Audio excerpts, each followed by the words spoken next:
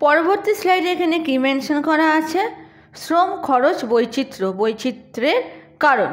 প্রথমে আমরা নির্দিষ্ট তথ্যটি পড়ব। এখানে কি মেনশন করা আছে, এখানে মেনশন করা আছে যে শ্রম শক্তির চাহিদা এবং যোগানের কারণে শ্রমের ঘন্টার হার পরিবর্তিত হতে পারে। শ্রমের ঘন্টার হার প্রয়োজনীয় শ্রমের প্রকৃতির কারণে পরিবর্তিত হতে পারে, যেমন দক্ষ বা আধা দক্ষ বা অদক্ষ। শ্রমের দক্ষতার কারণে হার এবং শ্রেণীর থেকে অন্য শ্রেণীতে পৃথক হয়। তো শ্রম খরচের পার্থক্য কাজের সময়ের উপাদানের সাথে প্রাসঙ্গিক কাজ সম্পূর্ণ করার জন্য প্রয়োজনীয় সময় অনেক কারণে পরিবর্তিত হতে পারে। আরও নির্দিষ্টভাবে সময় অপচয়ের ফলে উৎপাদন হয়। তো এই নির্দিষ্ট স্লাইডটি পড়ে আমরা কি জানতে পারলাম বা আমরা কি বুঝতে পারলাম? শ্রম খরচ আসলে বৈচিত্র্য হিসেবে আমরা বলতে পারি যে শ্রম খরচ বৈচিত্র্য বলতে শ্রম খরচের বিভিন্নতা বা পরিবর্তনশীলতাকেই প্রাইমারিলি বোঝানো হয়। তো এটি সাধারণত বা বেসিক্যালি কিছু বিভিন্ন কারণের বা কিছু রিজনসের জন্য ঘটে। যেমন দক্ষতার পার্থক্য, মানে শ্রমিকদের দক্ষতা ও অভিজ্ঞতার ভিন্নতার কারণে শ্রম খরচে পার্থক্য হতে পারে। উচ্চ দক্ষতা ও অভিজ্ঞতার শ্রমিকদের বেতন সাধারণত বেশি হয়। এরপরে পরবর্তী পয়েন্টে কি হতে পারে বা পরবর্তী রিজন কি হতে পারে? ভৌগোলিক অবস্থান।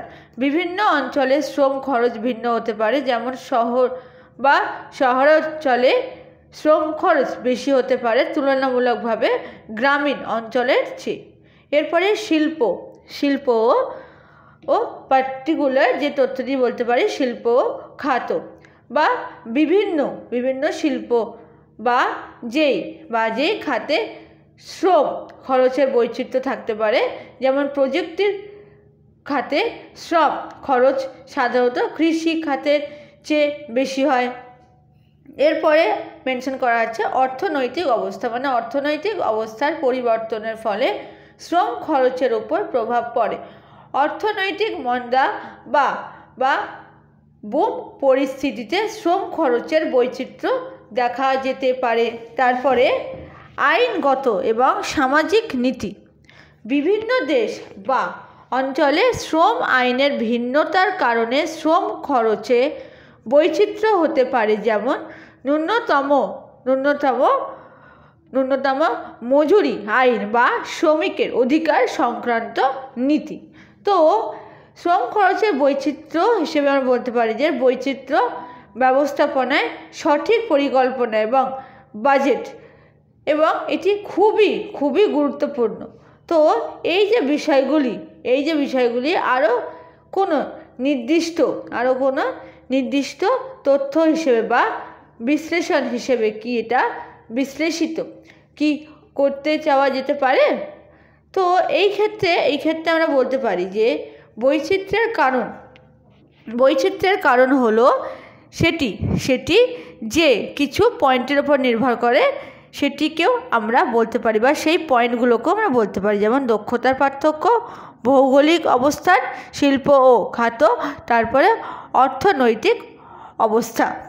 তো শ্রম খরচের বৈচিত্র্য ব্যবস্থাপনায় সঠিক পরিকল্পনা এবং বাজেটিং খুবই গুরুত্বপূর্ণ। আপনি কি এই বিষয়েও আরও কোনো নির্দিষ্ট তথ্য বা বিশ্লেষণ করা কি খুবই প্রয়োজন? কারণ এই ক্ষেত্রে আমরা বলতে পারি যে নির্দিষ্ট যে টার্মটি আমরা বলতে বোঝাই যেটা হচ্ছে বাজেটিং। তো এই যে তথ্যটি, মানে এই যে নির্দিষ্ট টার্মটি যেটা আমরা বলতে পারি যে পার্টিকুলার টার্ম যার উপরে আমরা এটা নির্ধারিত করতে পারি যে এই যে পার্টিকুলার টার্ম মানে বাজেট, এটি কতটা বড় গুরুত্বপূর্ণ। কারণ একটি কোম্পানি বা একটি বিজনেস বা একটি ব্যবসা যদি একটি এফেক্টিভ বাজেটারি কন্ট্রোল যদি মেনটেন না করে তাদের কোম্পানিতে বা তাদের ব্যবসার মধ্যে, তাহলে ফাইন্যান্সিয়াল যে পার্টিকুলার ইস্যুসগুলো হয় সেগুলি দেখা যাবে। তো বাজেটিং সঠিকভাবে পরিকল্পনা করে সেই বাজেটিং একটি প্রসেস হিসেবে সেটিকে এক্সপ্লেন করলে এটি খুবই বড় একটি গুরুত্বপূর্ণ রোল প্লে করবে একটি কোম্পানির মধ্যে বা একটি ব্যবসার মধ্যে। তো এই নির্দিষ্ট স্লাইডটি পড়ে আমরা এটাই জানতে পারলাম বা এটাই বুঝতে পারলাম। এরপরে আমরা যাব এর পরবর্তী ডিসকাশন পার্টে বা পরবর্তী স্লাইডে।